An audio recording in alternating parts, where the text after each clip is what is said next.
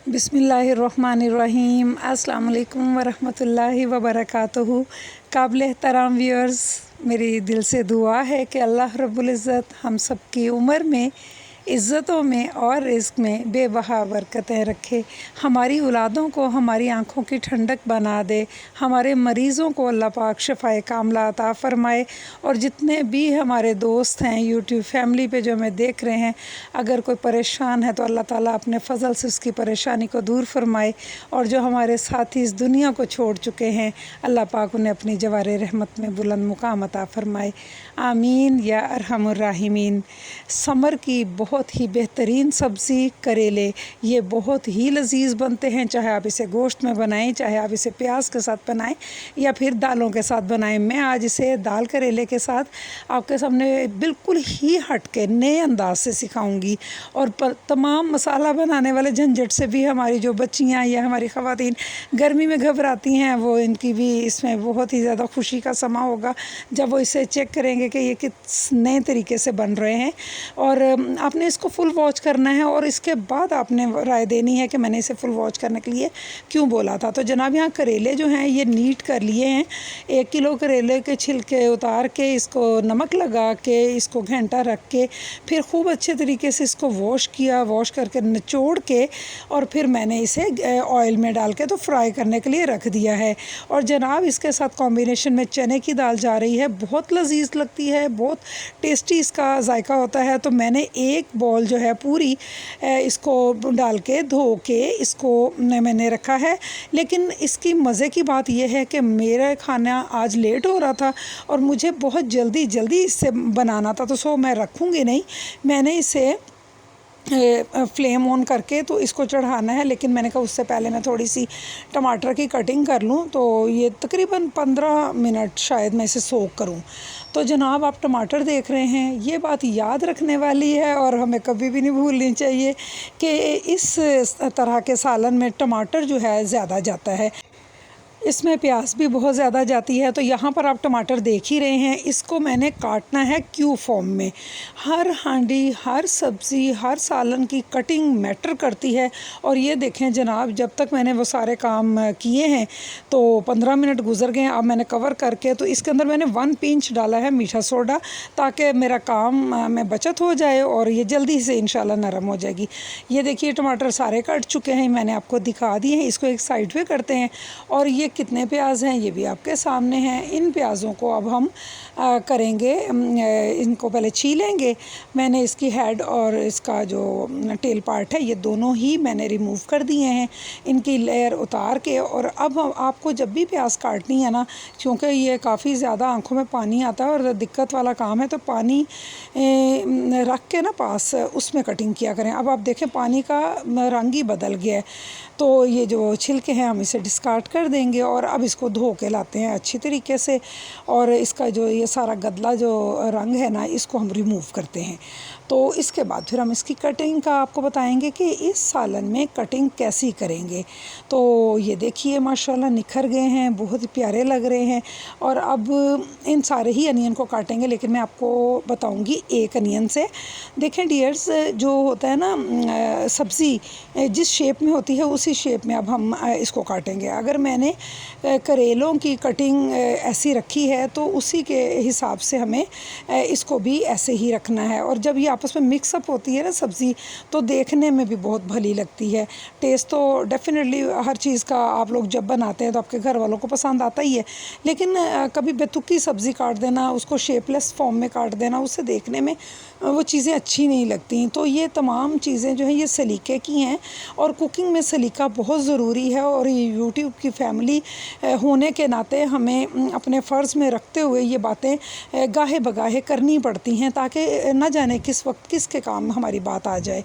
और यहाँ पर देखिए कि मैंने सारी ही अनियन काट ली है और अब इसको भी हम एक साइड पे कर देते हैं। और यहाँ देखते हैं कि अल्हम्दुलिल्लाह ये हमारे करेले जो क्रिस्पी भी हो गए हैं और कलर भी देखे माशाल्लाह कितना खिला खिला है, ज़रा से भी नहीं जले। मैं बार बार इनको भी देख रही थी और साथ में मैं अपनी बाकी वेजिटेबल्स की कटिंग भी कर रही थी।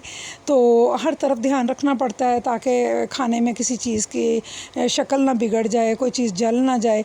और जब उसको क्रिस्पी किया है ना तो अनियन को हम सिर्फ सौते करेंगे, यानी कि इसमें क्रिस्पी टोन नहीं आने देनी, इसको हमने सिर्फ ट्रांसपेरेंट करना है। और इसके अंदर पहले आप बहुत बहुत इंटरेस्टिंग पॉइंट है, मुझे बहुत पसंद आया, मैं शेयर करना चाहूँगी आप लोगों से। आप नोटिस करें प्लीज़ इसे कि हाफ़ मैंने डाल दिया है इसमें करेले और टमाटर और 4-5 साबुत मिर्चें इसमें मैंने शामिल की हैं।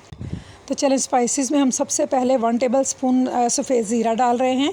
इसी के साथ मैं इसके अंदर सुर्ख मिर्च डालूँगी 1 खाने का जो 1 चम्मच होता है भर के, आप 1 टेबल स्पून फुल भर के डाल लीजिए या फिर अकॉर्डिंग टू टेस्ट। इसी के साथ हम नमक भी इसमें डालेंगे क्योंकि हमने करेलों को लगाया था, इसलिए हाथ संभाल के आपने नमक डालना है। 1 टीस्पून इसमें अभी डाल लें और हाफ़ टी स्पून इसमें टर्मरिक पाउडर भेज दिया है मैंने।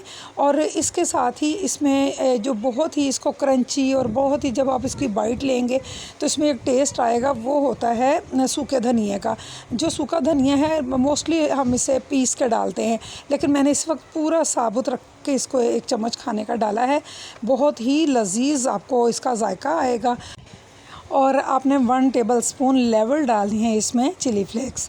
ये सारे ही मसाले जो हैं, अब आप देखें जब मैं इसको मिक्स कर रही हूँ तो आप देखें कि मैंने जो ऑयल डाला था जब मैं इसमें फ्राई कर रही थी तो वो ऑयल 1/2 कप जो था वो मैंने एक्स्ट्रा था वो मैंने निकाल दिया था, क्योंकि हमें इसमें बहुत ज़्यादा ऑयल का रनी होना डिमांड नहीं है हमारी डिश की, बिल्कुल भी अच्छा नहीं लगता।